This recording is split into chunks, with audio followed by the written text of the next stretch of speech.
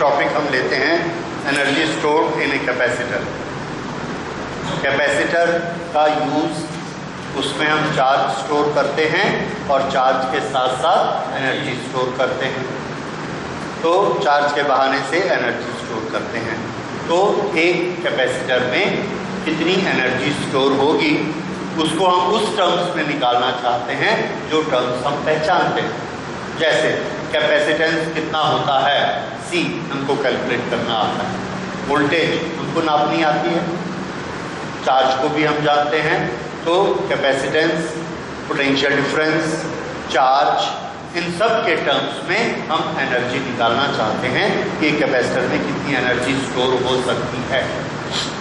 तो सबसे पहले इसका कंसेप्ट कि चार्ज में एनर्जी कैसे स्टोर होती है।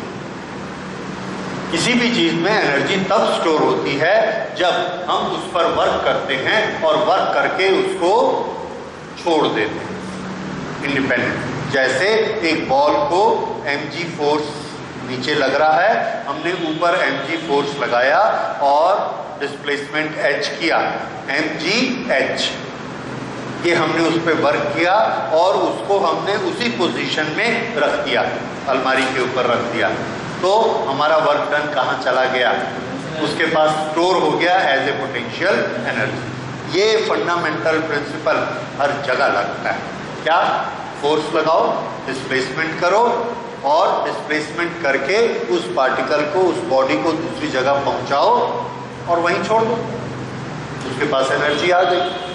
अब अगर हमें ये कैपेसिटर की प्लेट को पोटेंशियल एनर्जी देनी है तो हम एक पार्टिकल लेते हैं, इसके पास इलेक्ट्रिक चार्ज है, इसको हम ले गए, यहाँ ले जाके रख दिया।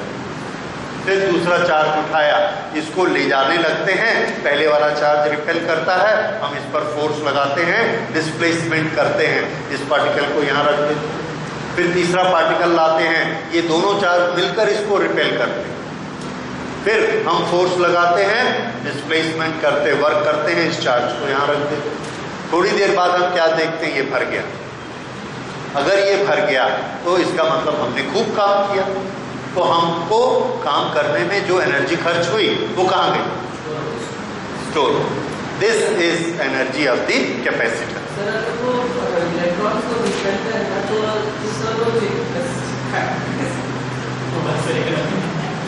हाँ, ठीक बोल रहे हो। नहीं तो रिपेल होके कहाँ जाएगा? नहीं, इधर ध्यान दीजिए, वो ठीक बोल रहा है कि अगर मैंने चार्ज को यहाँ पे छोड़ा, बाकी सब चार्ज मिलके उसको रिपेल कर रहे हैं, तो वो वहाँ क्यों रुकेगा? बताओ। Very good. हम इसके अंदर चार्ज को डालते हैं और दरवाजा बाहर से बंद कर देते हैं, मतलब हम इसके साथ कोई कंडक्टर नहीं लगा रहे हैं, इधर से डिस्कनेक्ट किया हुआ है।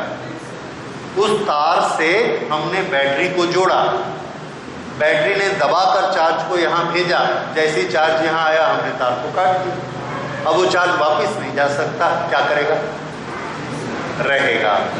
रहेगा और सब तार एक दूसरे को क्या करेंगे? सब चार्ज एक दूसरे को रिपेल करते रहेंगे। जैसे ही हम यहाँ हाथ लगाएंगे वो हमारे हाथ से होके अर्थ में चले जाएंगे, हम क्या बोलेंगे? शॉक मारता है। ठीक है, ये चार्ज का जाना है, उसी को हम शॉक बोलते हैं। तो ये बिल्कुल ठीक है। अच्छा, इसको हम क्या बोलते हैं? इसमें चार्ज भरे हुए हैं और ये सब चार्ज बड़े टेंशन में हैं, इसके लिए एक शब्द क्या है?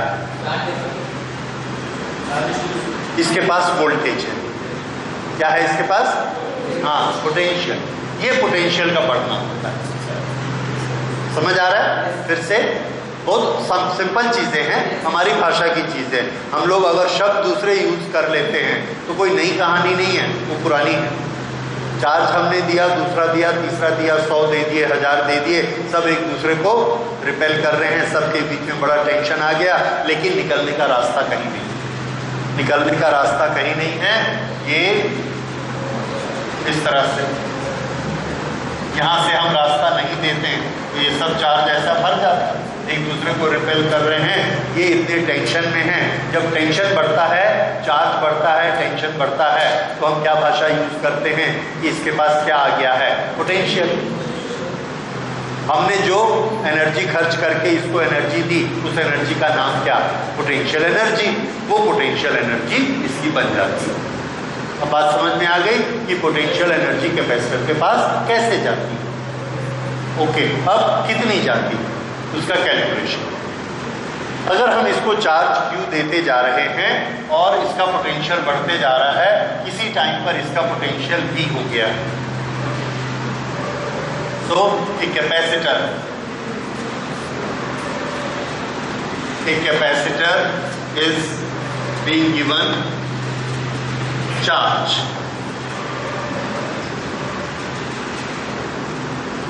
at an instant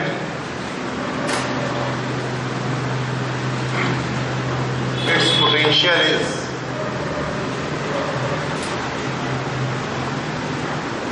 V. Its potential is V.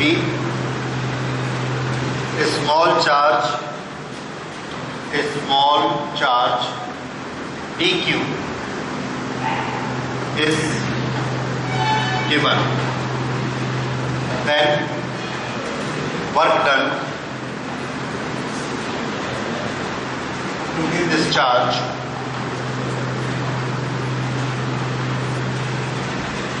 dq is dw. छोटा सा चार्ज दिया है, छोटा सा वर्क किया, तो वर्क किसके बराबर होता है? पोटेंशियल की डेफिनेशन आपको याद है क्या था? W के साथ क्या रिलेशन है? W upon Q is equal to V। तो W is equal to Q into V। Volt क्या होता है? Work done per unit charge. तो work done is equal to charge multiplied by potential difference. ये हमने दिया charge और ये है पोटेंशियल डिफरेंस V। कितना वर्क को करना पड़ा, कितना चार्ज देने में? dq चार्ज देने में। अगर हम ये चार्ज को देते जाएंगे और वर्क करना पड़ेगा, दूसरी बार वर्क किया, dw2, dw3, dw4, dq बढ़ता गया, dq को बढ़ा के हमने q तक कर दिया, तो टोटल वर्क कितना हो जाएगा? तो टोटल वर्क निकालने के लिए क्या करेंगे? Integrate. If charge given is Q, then work done W is equal to integration V into dq. This is equal to, is V a constant or a function of Q? अगर constant होगा तो बाहर निकाल लेंगे, अगर function of Q होगा तो उसका फॉर्मूला लिखेंगे, फंक्शन लिखेंगे और उसको इंटीग्रेट करेंगे। क्या V का कोई ऐसा फॉर्मूला होता है जिसमें Q आता हो?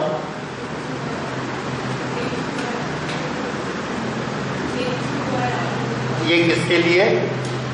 स्फीयर के लिए, जिसमें R रेडियस होता है, ठीक है। लेकिन इसमें हमको यहाँ पर वो स्फीयर नहीं है, हम किसको यूज कर रहे हैं? कैपेसिटर को। कैपेसिटर के फॉर्मूले में V क्या होता है? वो पहला फॉर्मूला देखिए क्या लिखा है?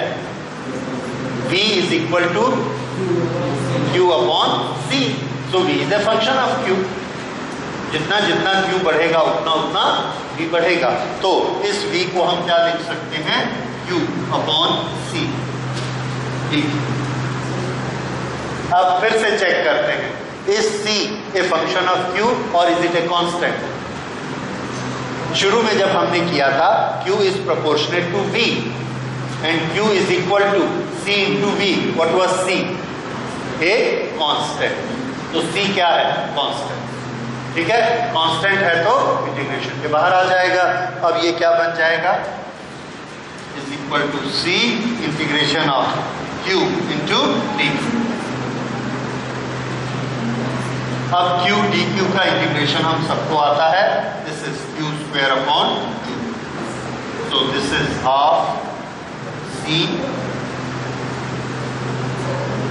नो सॉरी C नीचे है,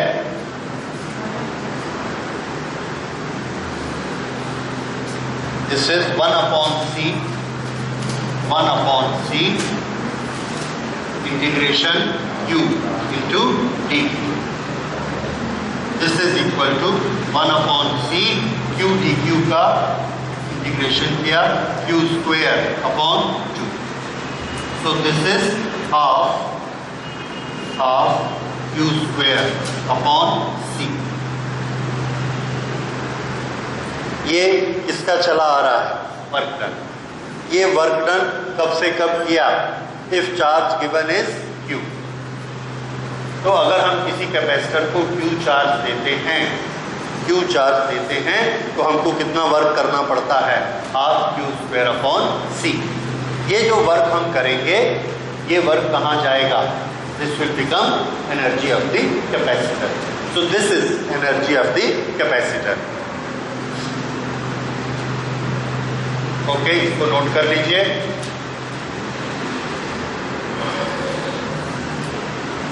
energy of the capacitor, potential energy के लिए हम U सिंबल यूज करते हैं. U is equal to half q square upon c. ये एक फॉर्मूला बना. दूसरा फॉर्मूला देखिए, q is equal to q को c और v में कन्वर्ट करिए. वहां से q किसके बराबर होता है? c into v. ओके, तो ये क्या हो जाएगा? एक c कैंसिल कर दो, हाफ cv स्क्वायर. तीसरा हाफ q इंटू v. देखिए, c into V is equal to q. एक v हमने ले लिया और cv को क्या लिख दिया? q. तो दूसरा क्या बना? qv. तो ये किसका रिलेशन है? q और c और v, q और v. इस तरह से तीनों में ये हम बना सकते हैं. तो this is potential energy of a capacitor. उस कैपेसिटर का कैपेसिटेंस कितना है? C. उसको कितना पोटेंशियल हमने दिया हुआ है? V. ये दोनों चीजें हम मेजर कर सकते हैं, C को भी V को भी. इसलिए हमारे लिए जो प्रैक्टिकल फॉर्मूला है जिससे हम एनर्जी नापा करेंगे वो ये वाला है. क्यों? क्योंकि Q को नापने के लिए हमारे पास कोई मीटर नहीं होता है. Q को नापने के लिए मीटर नहीं होता, इसलिए दोनों फॉर्मूले से एनर्जी नापनी मुश्किल है. C और V दोनों को हम नाप सकते हैं. C जिस समय हम कैपेसिटर बनाएंगे उस समय उसका एरिया और डिस्टेंस देख लेंगे. तो epsilon naught A upon D करेंगे तो क्या मिल जाएगा? C, और उसके ऊपर लिख देंगे. वो एक कांस्टेंट हो गया C. जितना वोल्टेज देते जाएंगे उतनी उसके पास एनर्जी आती जाएगी. बस इस तरह से हाफ CV स्क्वायर से एनर्जी कैलकुलेट करना प्रैक्टिकली पॉसिबल है. इसलिए ये फॉर्मूला हम ज़्यादा यूज करेंगे, हाफ CV स्क्वायर. करेक्ट? तो ये क्या चीज़ है? Energy stored in a capacitor. कई बार ये पूछा जाता है कि ये एनर्जी कैपेसिटर में कहाँ पर स्टोर होती है? कहाँ पर स्टोर होती है? At which location the energy is stored. तो हमको ये लगता है energy is stored where charge is stored. तो where is the charge stored? On the plate. तो we say energy is stored in the plate. लेकिन ये गलत है. एनर्जी प्लेट पर स्टोर नहीं होती है. प्लेट के साथ जो कनेक्टेड तार है इसमें भी स्टोर नहीं होती है. दोनों प्लेट में एनर्जी स्टोर नहीं होती है. तो एनर्जी कहाँ स्टोर होती है? याद रखिए, एनर्जी स्टोर होती है इलेक्ट्रिक फील्ड में. दोनों प्लेट के बीच में कौन है? Electric field.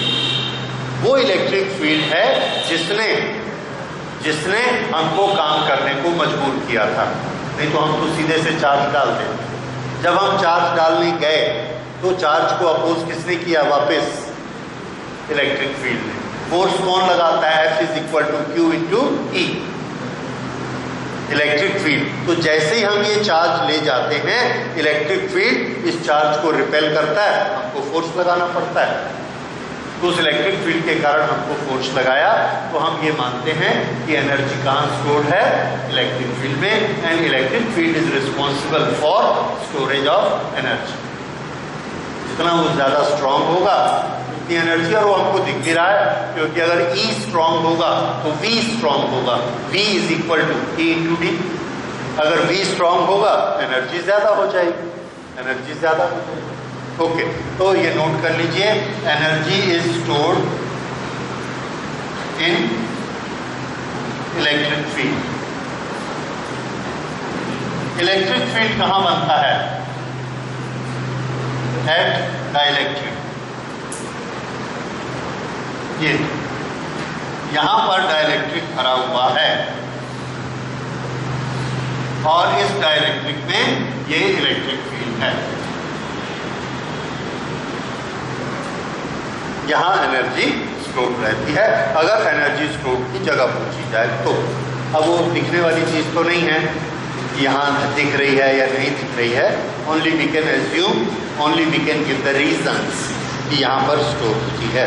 Okay, this is energy of a parallel plate capacitor. इस एनर्जी में हम एक टर्म और लेते हैं, और वो है energy per unit volume. Energy per unit volume या energy density in a capacitor, ये क्या होता है? तो इसका आंसर है कि कैपेसिटर की दो प्लेट है, दो प्लेट के बीच में एक गैप है, ये, तो इसके बीच में ये एक वॉल्यूम है जिसमें क्या भरा हुआ है, डाइलेक्ट्रिक, और हम ये कहते हैं एनर्जी इसमें रहती है। अगर इसके पास 200 जूल एनर्जी है और इसका वॉल्यूम 20 है, तो इसके हर यूनिट वॉल्यूम में कितनी एनर्जी होगी, 10। ये है energy per unit volume of this capacitor. Term समझ में आई? एनर्जी पर यूनिट वॉल्यूम, किस चीज का वॉल्यूम? ये इसके बीच के गैप का वॉल्यूम, क्योंकि एनर्जी कहाँ रहती है, उस गैप में रहती है। ओके, डाइलेक्ट्रिक में रहती है, उसके हम टर्म निकाल सकते हैं, एनर्जी पर यूनिट वॉल्यूम। तो उसके लिए हम क्या करेंगे, energy per unit volume, energy density, that is energy per unit volume.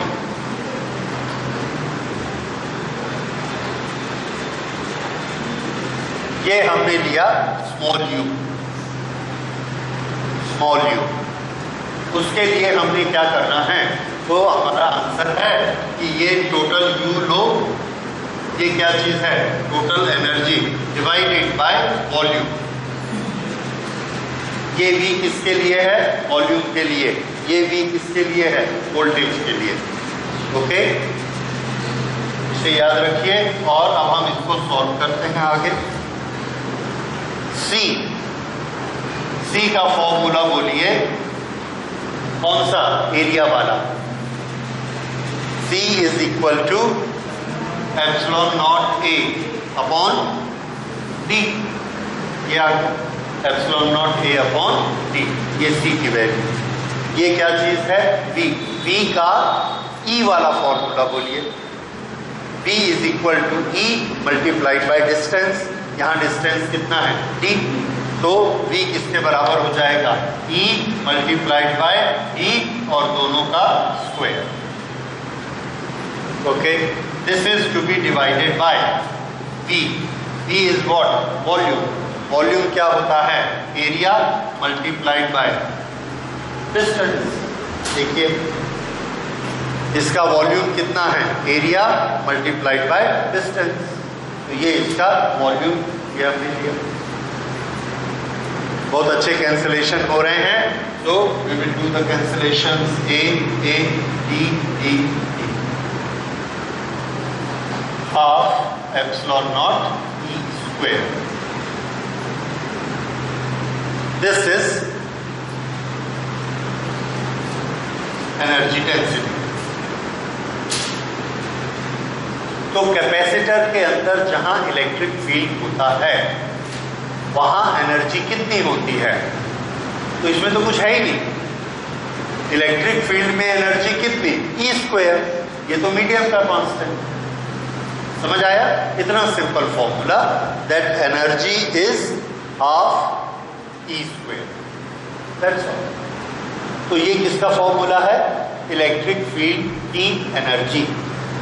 हाँ, कैपेसिटर के बहाने से हमने इसको कैलकुलेट किया है, पर याद रखिए जहां इलेक्ट्रिक फील्ड होता है वहां एनर्जी होती है, और कितनी होती है? Half epsilon naught E²। तो this is energy density. Energy density और energy per unit volume in capacitor. Okay जी। मीडियम में हाथ रख देंगे तो क्या होगा? मीडियम में हाथ रख देंगे तो हाथ, हाँ, मीडियम में हाथ रखेंगे तो क्या होता है? देखिए, मीडियम में इलेक्ट्रिक फील्ड है। इलेक्ट्रिक फील्ड फोर्स लगाता है चार्ज। उसके लिए चार्ज को एक तरफ खींचता है, वो ये फोर्स लगाना है। जब हम हाथ रखते हैं तो हमारे हाथ में मॉलिक्यूल्स हैं, मॉलिक्यूल में एटम है। एटम का चार्ज कितना होता है बताइए? कितना? एक एटम में जितने प्रोटॉन होते हैं उतने ही इलेक्ट्रॉन होते हैं। तो एटम का नेट चार्ज क्या हुआ? 0। अगर एटम का नेट चार्ज 0 है तो मॉलिक्यूल का 0। मॉलिक्यूल का 0 तो मटेरियल का 0। तो हमारे हाथ का नेट चार्ज कितना? 0। तो फोर्स कितना लगेगा? Q into E 0। नो।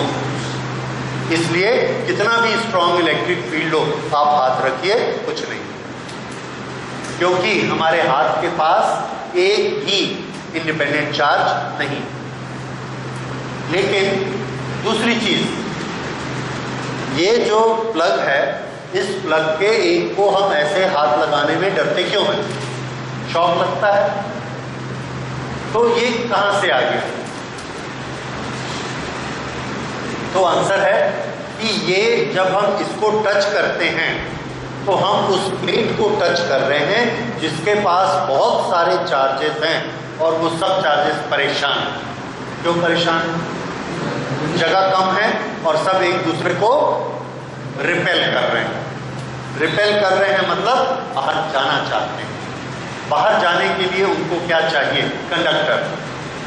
बाहर जाने के लिए कंडक्टर चाहिए। एक ऐसी चीज चाहिए जिसमें से चार्ज जा सके, भले उसको थोड़ी सी मारपीट करनी पड़े, ताकत लगानी पड़े। जैसे ही हम उंगली यहाँ रखते हैं वो क्या करता है? चार्ज इसके चार्ज को ढकेलता है, वो इसके चार्ज को ढकेलता है, वो इसके चार्ज को ढकेलता है, और ढकेलते ढकेलते चार्ज हमारी बॉडी में से अर्थ में चला गया। That is flow of current and that gives a shock. अब बताइए, ये शॉक इलेक्ट्रिक फील्ड में क्यों नहीं लगा था? उसको टच कराने में क्यों लगा? क्योंकि दो तरह के फोर्स होते हैं, force by contact and force by field. जब हम इलेक्ट्रिक फील्ड में रखते हैं तो यहाँ हमारे प्रोटॉन पर फोर्स बाय फील्ड लगा, इलेक्ट्रॉन पर भी फोर्स बाय फील्ड लगा। इलेक्ट्रॉन और प्रोटॉन दोनों हमारी बॉडी के हिस्से हैं, दोनों पर फोर्स अपोजिट डायरेक्शन में लगा। ये फोर्स इधर ले जा रहा है, ये फोर्स इधर ले जा रहा है, दोनों ने एक दूसरे को कैंसिल कर दिया। इसलिए हमको कुछ पता ही नहीं लगा, कोई फोर्स नहीं लगा। लेकिन जब हम टच करते हैं, जब हम टच करेंगे तो उसमें पॉजिटिव चार्ज फुल भरा हुआ है, वो सिर्फ किसको धक्का देगा? हाँ, पॉजिटिव को उसने पुश किया कांटेक्ट से, और उस कांटेक्ट से पुश होने के कारण पॉजिटिव इस डायरेक्शन में भागा और उसके कारण करंट फ्लो। इसलिए कांटेक्ट से हमको शॉक लगती है, बिना कांटेक्ट के इलेक्ट्रिक फील्ड में हाथ देने से कोई शॉक नहीं लगता। तरीका समझ आया? उसका मैकेनिज्म क्या होता है?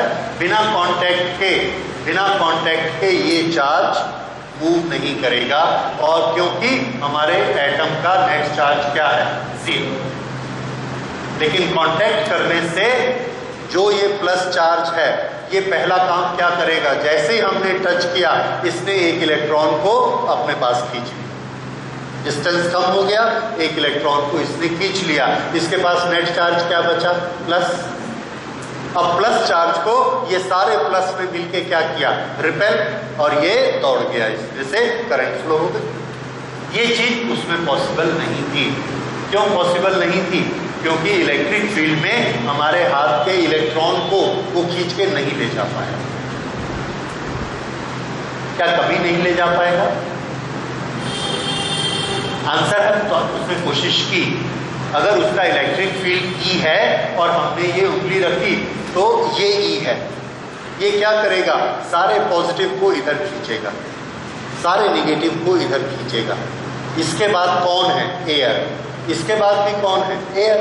तो ये निगेटिव यहां से इधर नहीं जा पाता, ये पॉजिटिव यहां से इधर नहीं जा पाता, चार्ज यही खड़े। वैक्यूम में, हाँ, तो वैक्यूम में तो और नहीं जा पाएगा, क्योंकि वैक्यूम की डाइलेक्ट्रिक कांस्टेंट और ज्यादा होता है और उसको वैक्यूम को तोड़ना और मुश्किल है। एयर को तो फिर भी हम तोड़ सकते हैं, क्योंकि उसमें से इलेक्ट्रॉन को खींचा जा सकता है, वैक्यूम में से नहीं खींचा जा सकता।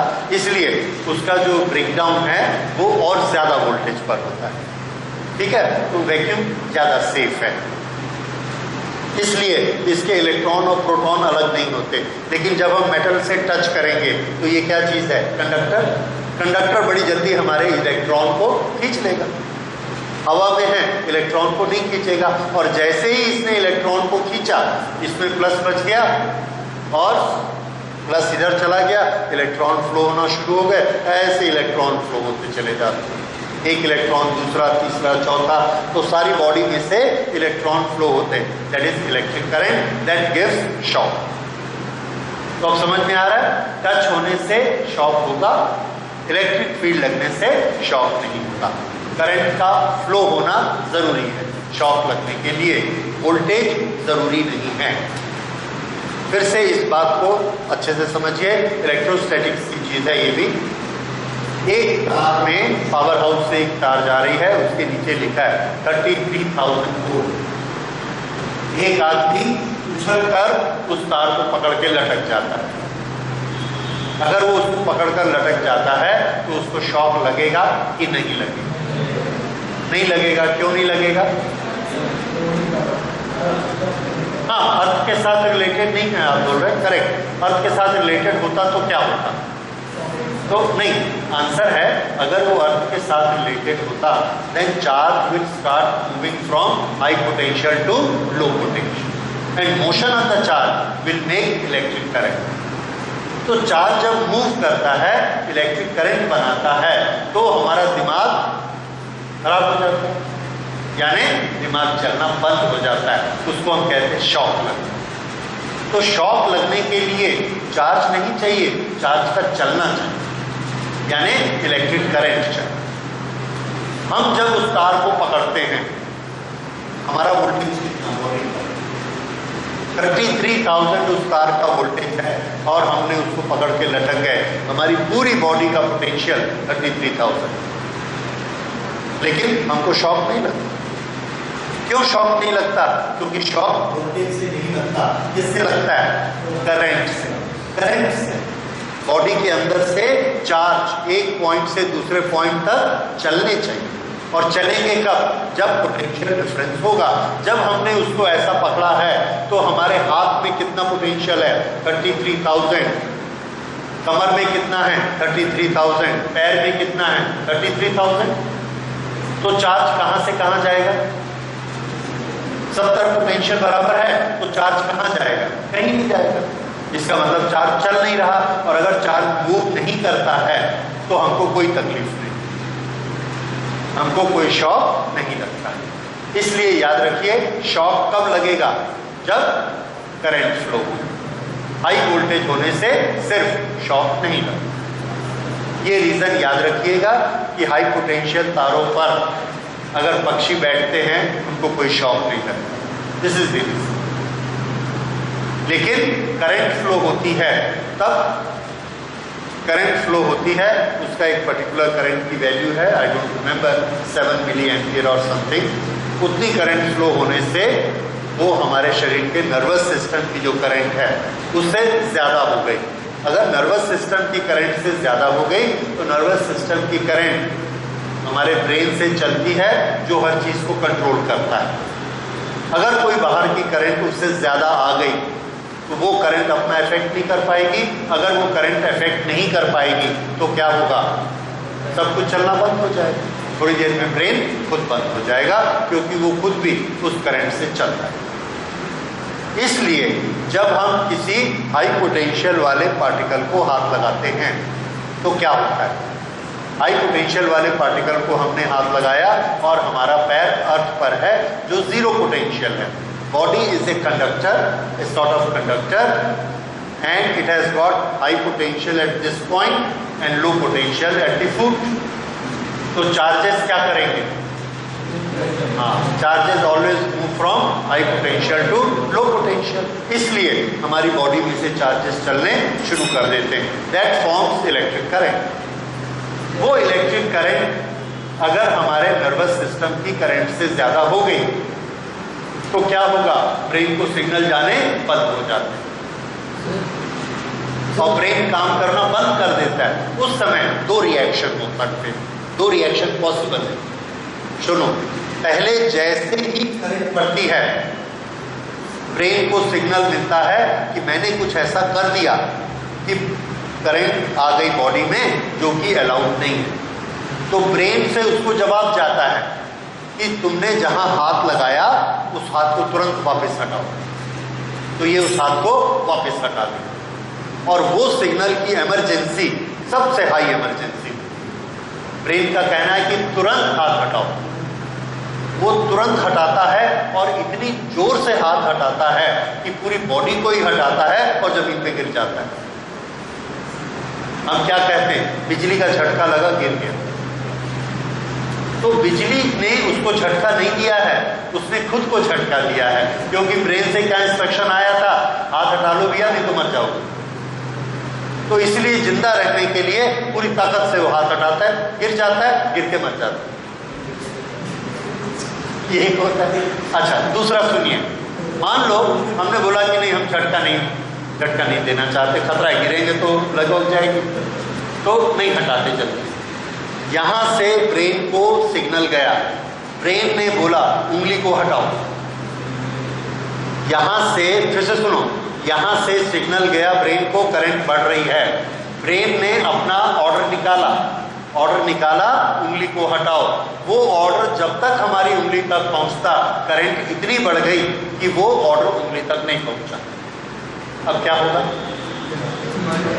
नहीं सुनो, अब वो उंगली तक ऑर्डर नहीं पहुंचा है, चूंकि हमारे नर्वस सिस्टम से करंट हर मसल को कंट्रोल करती है। अगर मैंने ऐसा करना है तो यहाँ से करंट आती ब्रेन से, जो कहती है इस मसल को कॉन्ट्रैक्ट हो जाओ, तो ये ऐसे करता है। वैसे ही यहाँ से करंट निकली जो ये कहती है कि इसको दूर करो। वो करंट अभी यहाँ तक पहुंची थी कि यहाँ से जो करंट आ रही है उसने फ्लडिंग कर दी, क्योंकि वो करंट ज्यादा है। तो ये करंट यहाँ पहुंची क्या, नहीं पहुंच पाई तो ये हाथ हटेगा क्या, नहीं हटेगा। क्यों, क्योंकि सिग्नल पहुंचा नहीं, इसको ऑर्डर मिला नहीं हाथ हटाने का, तो ये हाथ नहीं हटा पाता। हम इसको देख रहे हैं, क्या बोलते हैं, चिपक गया। हम क्या बोलते हैं, बिजली से चिपक गया। तो बिजली ने उसको चिपकाया नहीं है, एक्चुअल क्या हुआ है, मसल ने काम करना बंद कर दिया। क्यों, क्योंकि ब्रेन का इंस्ट्रक्शन जाने के पहले ही करंट की वैल्यू इतनी हाई हो गई कि हमारा इलेक्ट्रिकल सिस्टम फेल हो गया। तो दो चीजें आपको समझ में आई। जैसे ही करंट हाई होती है ब्रेन से क्या इंस्ट्रक्शन जाता है, दूर हटो। दूर हटने में गलती किए तो खतरा है, गिर जाएंगे, उसको क्या बोलते हैं, झटका लगता है। अगर करंट शुरू से ही ज्यादा बढ़ गई और हमारा इंस्ट्रक्शन वापस नहीं आ पाया हटने का, तो भी क्या होगा, हम हाथ को हटा नहीं पाएंगे। ये क्या हो गया, चिपक। ठीक है, उसके बाद एक फिक्स टाइम होता है, ब्रेन कोशिश करता है, लेकिन ये जो फ्लडिंग हो गई है ये इतनी ज्यादा हो जाती है चार्जेस की कि ब्रेन में भी पहुंचने लगती है। ब्रेन अपना फंक्शन बंद कर दे। जहां ब्रेन ने अपना फंक्शन बंद कर दिया, we term it as death. That is death by shock. तो इलेक्ट्रिक चार्जेस में ये ताकत नहीं होती कि वो हमको चिपका दें या हमको झटका मार दें, दोनों काम हम खुद करते हैं, ठीक है। लेकिन इलेक्ट्रिसिटी क्या करती है, हमारे ब्रेन के फंक्शन को बंद कर देती है। क्यों बंद कर देती है? क्योंकि हमारा ब्रेन किससे काम करता है, इलेक्ट्रिक करंट से ही काम करता है, लेकिन वो electric current micro ampere range की होती है, बहुत कम माइक्रो एम्पियर। उसके सामने जब ये वाली मिली एम्पियर पहुंचती है तो ये इससे 100 गुना होती है, 1000 गुना होती है। तो इसकी करंट के सामने वो वाले इंस्ट्रक्शन कुछ नहीं चलते। 0.00001 एम्पियर, 0.1 एम्पियर के सामने कुछ नहीं कर पाते। ये होता है शॉक लगने का। तो ये चीज, इसके सारे छोटे छोटे पॉइंट ये आपको याद रखने हैं, क्योंकि इनकी एग्जामिनेशन रहेगी हर 2, 3, 4 साल के बाद एक आध क्वेश्चन इससे रिलेटेड आता है कि आप शॉक लगने की एनाटॉमी ठीक से समझते हैं कि नहीं, कि शॉक क्या होता है। इस एवरी पॉइंट क्लियर ना कि शॉक क्या होता है। तो इसलिए अगर किसी आदमी को ऐसा शॉक लगा और वो चिपक गया, उसके दिमाग में क्या आ जाता है, मान लो उसका इंस्ट्रक्शन यहाँ पहुंचता भी है हाथ को हटाने का, फिर भी वो नहीं हटाता। क्यों नहीं हटाता? क्योंकि वो इतना डर गया है कि मुझे शॉक लग गया, मैं तो गया, मैं तो ऑलरेडी गया, अब क्या हाथ हटाऊंगा, तो वो हटाता नहीं। तो दूसरा आदमी आता है, वो डंडे से उसका हाथ हटा देता है, ठीक है सब। एनीवे, तो ये शॉक लगने का मेथड याद रखिएगा। इसमें सबसे छोटा और इंपॉर्टेंट क्वेश्चन क्या आता है, what is dangerous for a person, voltage और current? Yes, correct. What gives us shock, high voltage और करंट? करंट, ठीक है। हाँ, करंट का सोर्स कौन होता है, तो आंसर आएगा करंट का सोर्स वोल्टेज होता है। वो बात ठीक है कि वोल्टेज के कारण करंट फ्लो होगी, उससे हमको शॉक लगेगा। पर अगर किसी कारण से करंट फ्लो नहीं हुई, सिर्फ वोल्टेज ही वोल्टेज है, जैसे हमने 2 पॉइंट को आपस में जोड़ा, एक का वोल्टेज है 1 लाख, दूसरे का भी है 1 लाख, तो पोटेंशियल डिफरेंस कितना हुआ? 0। What will be the current? 0।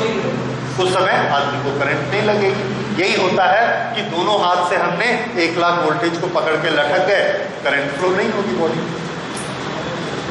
Okay, तो ये उसके बारे में था।